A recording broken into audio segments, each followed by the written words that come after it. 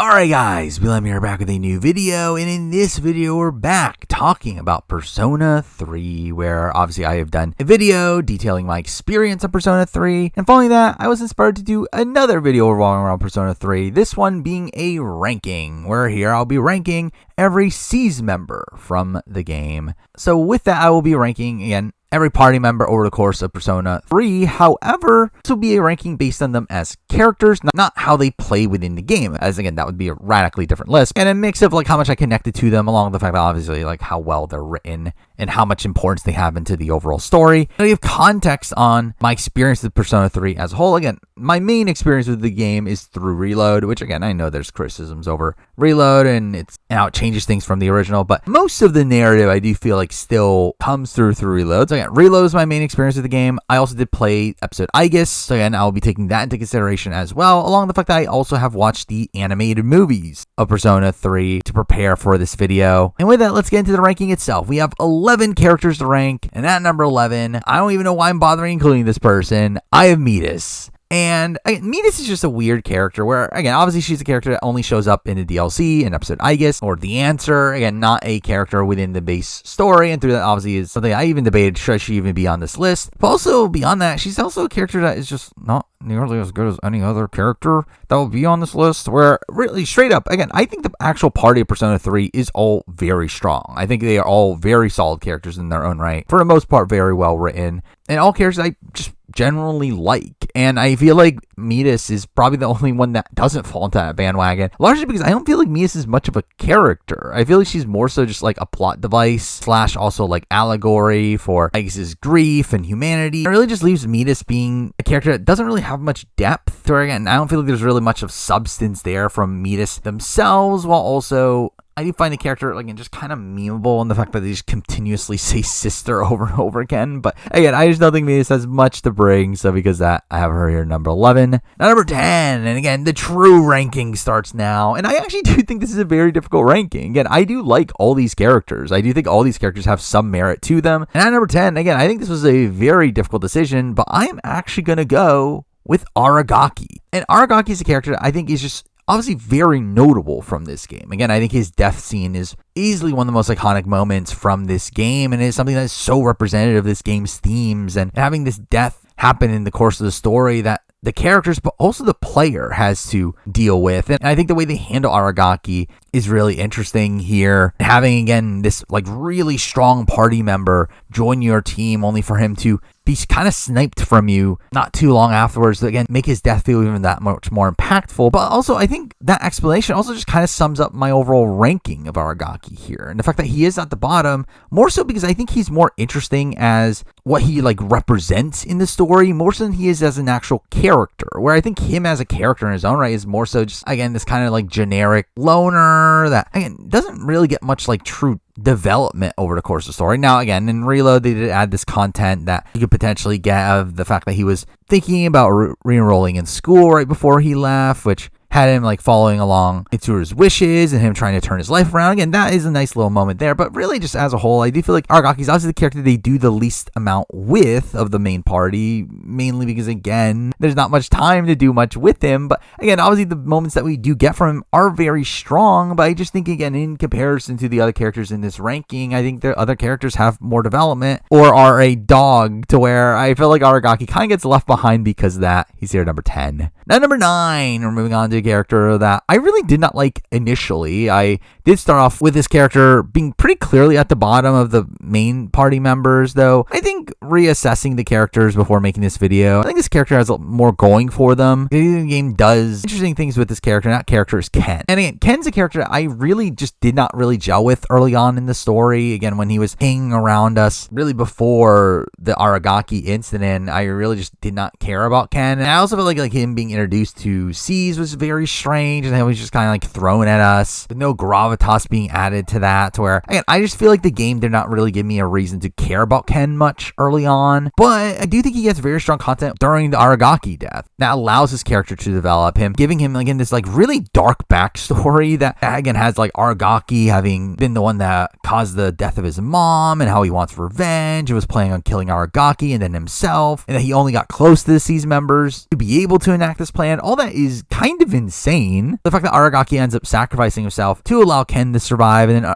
then Ken ends up finding his will to live essentially as this like living will of Aragaki, I think is really strong content there. So again, I do like how his character develops after the Aragaki death. Now, at the end of the day, again, I still think I like the other characters more, and I do think like towards the back portion of the story, I do feel like Ken kind of just like fades to the background a little bit for me, to where I don't feel like I was really caring about Ken much after this development, but I do feel like the development itself is pretty strong enough to put him here at number 9. At number 8, moving on to a character that I feel like is more in line with like a better version of Ken. Again, a character that has some very strong development, but also one that, again, we just get more of. And that character is Akihiko Sanada. And Sanada, again, I just think is a character that also gets very similar development to Ken. Obviously, again, they end up both getting their second awakenings after the Aragaki death. And obviously with like Sanada and Aragaki's relationship being pretty fleshed out, it does end up giving Sanada more to work with there. But also, again, after his death, he's the first to get his second awakening. And yeah, I think that's a very strong moment in that light. Also, he has, again, another interesting backstory around feeling powerless over his sister's death. And now he's trying to become a boxer to not feel powerless ever again. And again, I think these are all very good aspects of his character. I will say I don't particularly love the fact that this leads to him just talking about training constantly. I feel like that is something that's a bit repetitive from his character. But really just as a whole, again, I feel like he just feels more in line with like Ken's development, just again, being in the game longer, where obviously we get Sanada from much earlier on in the story. Again, him being the first party member to join after the initial group, and through that, again, we just spend more time with him. While I do think Sanada is a character that, again, doesn't really do that much towards the back portions of the story, but again, I do feel like the moments that we do get this development from him are pretty strong, because that for me, he's here at number 8. Now, number 7, we're moving on to a character that is another one I did not love during my initial playthrough, and I actually feel like it's not until I revisited aspects of the story that I actually did enjoy this character a bit more, and that character is Fuka. And again, Fuka was another one of these that like didn't really do much for me initially. I mean, I did have some respect for Fuka in the sense that she is someone that is given, again, a lot of gravitas in how she joins our party, where, again, unlike the likes of, again, Ken, who just shows up, Fuka is someone that we get an entire, like, storyline around her joining, again, her having been, like, stuck in Tartarus, and us having to go and rescue her, and this leads into the boss battles against the Emperor and Empress personas, which ends up leading to her awakening, and again, all that is very strong content. However, I do feel like the base character of Fuka to be something that, again, is not particularly interesting to me. Now, I'll say I do like her social link, kind of, where, again, it's one where, again, initially I was very worried. I did not like what they were doing initially, and the fact that we got so much of her content revolving around how she wanted to learn how to cook, and how her food was bad, and it was, like, playing as this, like, gag of, isn't it funny this woman can't cook? And again, I feel like that was just very strange, but I do feel like it turns around by the end, and the fact that, again, it more so becomes her recognizing the fact that she doesn't need to follow into the societal norms, and that she can just embrace what she likes and her actual interest in, like, technology. And again, I think that is a good story for her by the end. Now, I'll say her second awakening is probably the one that I'm the most underwhelmed with, in the fact that it was largely revolved around her relationship with Natsuki, which in general, that relationship was one that I never really cared that much about. And the fact that it was like based around like Natsuki moving away and Fuka coming to terms with that was just something that, again, felt kind of lame in comparison to, again, all these other ones that had them like coming to term with family members or friends' deaths. But either way, Fuka's just a character I think is fine. Again, I do think there's some good development here and there. There's also some other like weird aspects of her character. But also I do really like how she's introduced the story and how much focus is put into that, to where, again, at the end of the day, it's enough to put Fuka here at number 7. Now, number 6, we're moving on to a character that I do have a bit of a dilemma here, in a sense that this is a character that I feel like I just personally like a bit more than the last few you talked about. But I also feel like their writing is maybe not as strong as some of the characters we've talked about so far. But either way, at number 6, I do have Mitsuru. And Mitsuru is a character, again, from my initial playthrough, I ended up picking her romance, Mitsuru being the type of character I feel like I would be more inclined to do so, even though, again, very much the main story wants you to do Yukari. But like I said, screw it, I'll pick Mitsuru anyway. But still, Mitsuru is a character that I liked from the offset. Just like the basic characterization of her being this like really intellectual leader figure for the group was something I did like. But I do think as time goes on, like as you progress through the story, I think there's a lot of downsides to her character as well. I think there's some moments that just feel a bit odd with her character. I feel like her development doesn't come until very late into the story. Obviously, it doesn't come until after the death of her father, and through that, again, it's all at the tail end of the story. And while I do like the growing relationship with Yukari, again, if I'm including episode Aigis into this, then the entire situation of like Mitsuru siding with Yukari on potentially dooming the world to bring back the main character just because she's friends with Yukari is something that's so ridiculous. I feel like I have to dock that against Mitsuru at some degree, right? But also, I feel like her social link is one that is kind of generic. It is very much just in line with these like typical tropes that we see of the fact that she's in this arranged marriage and we help her break out of that. And again, she gets all this like fish out of water content. And again, there's so much to not like, I feel like, from Mitsuru, especially in comparison to the other characters, where again, I feel like, again, the likes of Fuka, the likes of Sanada and Ken all get stronger like individual moments of their stories, while Mitsuru is someone that really, I don't think there's like a single point that I'm like really, really high on Mitsuru's development, though. Again, I just like the characterization of Mitsuru more than these other characters, where while again, I think it makes it tough to really rank her too high. Like I said when romancing Mitsuru, screw it. I like the base character of Mitsuru more, her more cold demeanor being something that kind of gels with me a bit, to where, again, screw it. I'm going to pick Mitsuru, even though I don't think there's much like practical justification for this ranking. But with that, we're moving on to number 5. And at number 5, we're moving on to potentially my favorite character from this game. The one that I don't think I could put much higher than 5, and that character is Koromaru. And again, Koromaru is a dog who can summon a persona. That's cool. And he obviously has this like tragic backstory, though one that isn't that different from the likes of these stories are told in like a lot of other forms of media. And again, a loyal dog that ends up waiting for its owner to come back after they die. Though Koromaru, though, I think is a very endearing character, mainly because they're a dog, to where, again, another one that, again, is there actually any like depth to this ranking here? Not really. Again, there's no actual like true justification for why I like Koromaru so much, but again, I just think Koromaru is very endearing. The fact that you can like spend the night brushing Koromaru or taking him for a walk and watch a wolf documentary with him, and also like be able to speak with like Aigis translating him. Again, all this is like really endearing content to me. While again, there's not much depth here with Koromaru. There's not much development. He is probably the least developed character of Seas, as again, he's literally a dog. Again, the fact that there's even a dog as a party member in this game is just insane to me, and something that,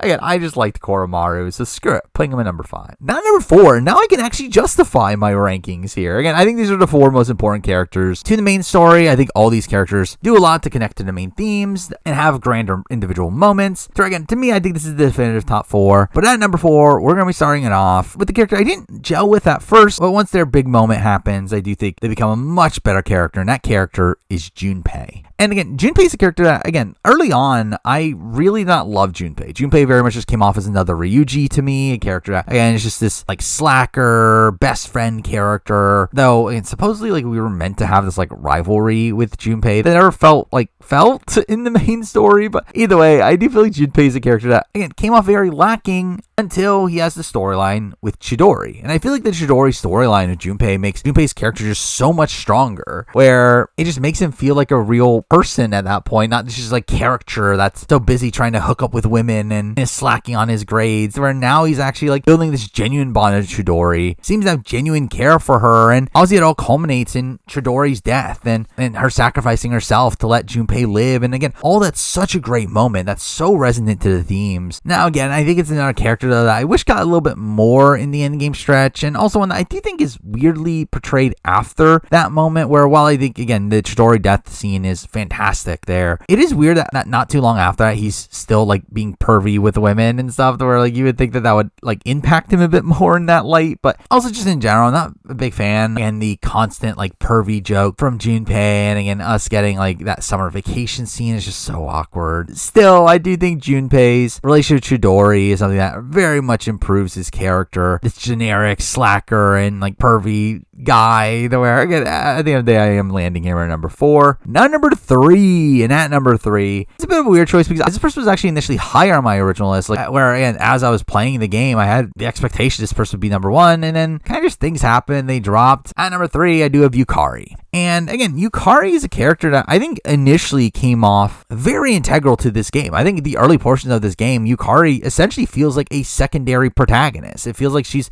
almost as important as the main character. And one that obviously we see more characterization from, to where, again, Yukari is someone that, again, through the first half, especially like, again, learning all we learn about like her father's death. And again, we get that great scene out on the dock is a great moment there. And also, I do really like her social link. I think it's a pretty strong one for the most part. Though I do know that a lot of people don't like Yukari out there, which was something that I found very strange after finishing the game. The fact that it does seem like a decent amount of the fan base, again, doesn't like the fact that she obviously comes off very cold to begin with. Though, again, that's kind of the point of her character and shows her development. As obviously through her experiences with the main character, by the end of the game, she's not like that anymore. Though I will say that is something that I will mention here is the fact that, and one of the reasons why she's as low on the list as she is here is because she actually like kind of falls off the map after a while in the story, where once again she finds out about the truth about her father and then gets her second awakening. And also again through her relationship with Mitsuru concluding when Mitsuru gets her second awakening. After that, like she kind of just falls to the wayside to the